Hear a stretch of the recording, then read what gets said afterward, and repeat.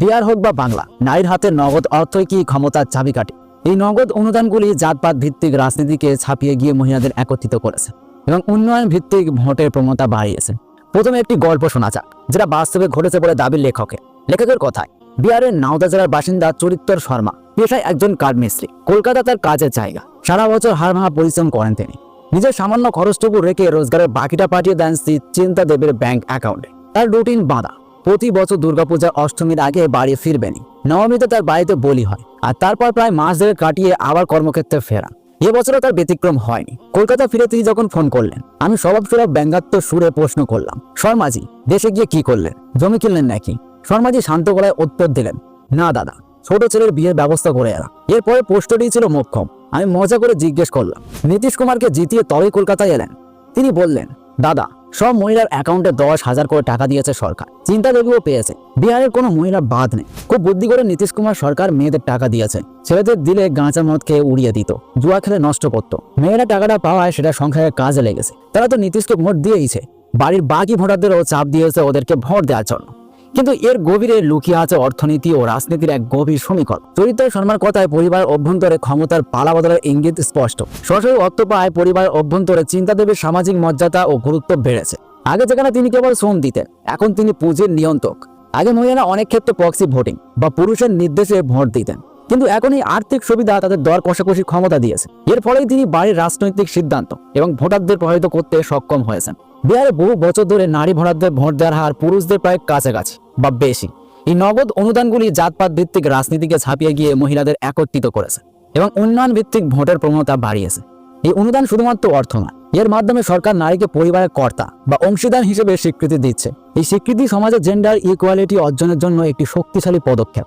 ভারতের বিভিন্ন রাজ্যে পরিসংখ্যান বলছে, যেখানেই মহিলাদের হাতে সরাসরি অর্থ বা সুবিধা পৌঁছেছে, সেখানেই মহিলা ভোটারের হার পুরুষদের টেক্কা দিয়েছে বা সরকার গঠনে নির্ণায়ক ভূমিকা নিয়েছে। মধ্যপ্রদেশ ও লাডলি বহেনা সাম্প্রতিক বিধানসভা নির্বাচনের সমস্ত এক্সিট পোলকে ভুল প্রমাণ করে বিজেপি ক্ষমতায় ফেরে। নেপথ্যে ছিল লাডলি বহেনা যোজনা। রাজনৈতিক বিশ্লেষকরা স্বীকার করেছেন, মহিলারা এক চেটিয়ায় ভোট দিয়ে অ্যান্টি ইনকামবেন্সি বা সরকার বিরোধী হাওয়া রুখে দিয়েছেন। সেখানে মহিলা ভোটারের হাত ছিল চোখে পড়ার মতো।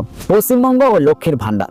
2021 এবং 2024 নির্বাচনে পশ্চিমবঙ্গের শাসক দলের সাফল্যের বড় কারণ এই প্রকল্প।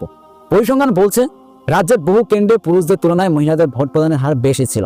মহিলারা প্রায় সামাজিক সুরক্ষার স্বার্থে বা বেনিফিশিয়ারি হিসেবে ভোট দিয়েছেন, কোনো রাজনৈতিক মতাদর্শের ভিত্তিতে নয়। ওড়িশা ও ছত্তিশগড়। ওড়িশায় সুভদ্রা যোজনা বা ছত্তিশগড়ে মহাতারি বন্দনা, এই সবকটি প্রকল্পই প্রমাণ করে মহিলারা এখন সাইলেন্ট ভোটার থেকে ডিসাইসিভ ভোটারে পরিণত হয়েছেন। একসময় মহিলারা ভোট দিতেন বাড়ির পুরুষদের নির্দেশে, তবে এই অর্থনৈতিক স্বাধীনতার হাত ধরে মহিলারা এখন নিজেদের প্রভাব খাটিয়েই বাড়ির রাজনৈতিক অভিমুখ নির্ধারণ করছেন, যা প্রমাণ করে ক্ষমতার হাত বদল হয়ে গেছে। নারীর ক্ষমতায়নে নগদ অর্থের ভূমিকা স্পষ্ট, তবে এই ডাইরেক্ট বেনিফিট ট্রান্সফার নির্ভর ভোট সমীকরণে একটি অন্ধকার দিকও রয়েছে, যা দীর্ঘমেয়াদী অর্থনীতির জন্য চিন্তার কারণ। এই অর্থ ভোগ নাকি উৎপাদনশীল বিনিয়োগে ব্যয় হচ্ছে তা দেখা জরুরি। এই স্কিমগুলির মূল সাফল্য নির্ভর করে এই অর্থে উৎপাদনশীল ভোগে ব্যবহারের উপর। কিন্তু এই স্বল্প সরাসরি অনুদানের টাকার একটি অংশ যে কেবল দৈনন্দিন চাহিদা মেটাতে বা অনুৎপাদনশীল ভোগে, যেমন উৎসবের খরচ, সাধারণ জামা কাপড় ব্যয় হচ্ছে না, তার নিশ্চয়তা কে দেবে? এই টাকার মাল্টিপ্লায়ার এফেক্ট সত্যি হচ্ছে কিনা তা নিরূপণ করার জন্য সরকারের কাছে কোনো কঠোর নজরদারি ব্যবস্থা বা এন্ড ইউজ মনিটরিং নেই। প্রতিটি টাকা সন্তানের শিক্ষা বা বীজে যাচ্ছে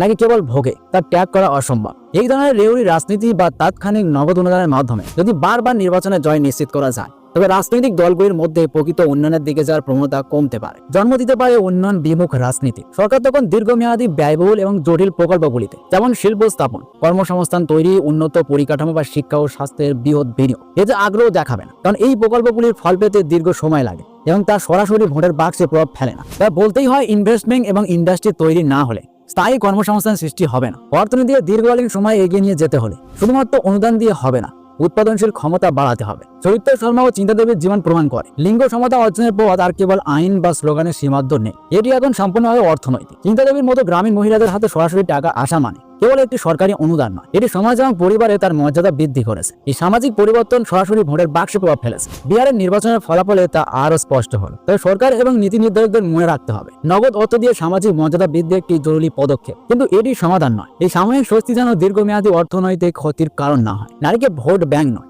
অর্থনৈতিক অংশীদার হিসেবে দেখল। সরকারের উচিত এই অনুদানগুলির সঙ্গে দক্ষতা উন্নয়ন, স্বনির্ভর গোষ্ঠীর মাধ্যমে উৎপাদনশীল ঋণ এবং বাজারে প্রবেশাধিকারের মতো বিষয়গুলি যুক্ত করা। শুধুমাত্র তবে এই নগদ অর্থ সত্যিকারের উৎপাদনশীল বিনিয়োগে পরিণত হবে, যা ভারতকে দীর্ঘমেয়াদে সমৃদ্ধির পথে চালিত করবে। সুরিদ্র শর্মার এই উক্তিটি আগামী দিনে ভারতের মূল মন্ত্র হতে চলেছে। তবে এই উন্নতির পর যেন স্বল্পমেয়াদী ভোগে আটকে না থাকে, বরং দীর্ঘমেয়াদী বিনিয়োগ ও স্থায়ী কর্মসংস্থানের রাস্তা খুলে দেয়, সেই দিকে নজর রাখা আজ সময়।